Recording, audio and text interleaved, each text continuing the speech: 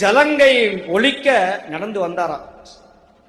ஜம் தக்கு ஜுன் தக்கு ஜன்னு தக்கு ஜுன்னு தத்தி தக்கு ஜுன்னு அப்படின்னு நடந்து வர்றார்.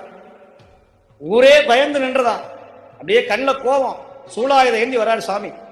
யாரும் காணாது நந்தி முழவோடு ரகசியமாக சல்லரின்னு ஒண்ணு இருக்கும்.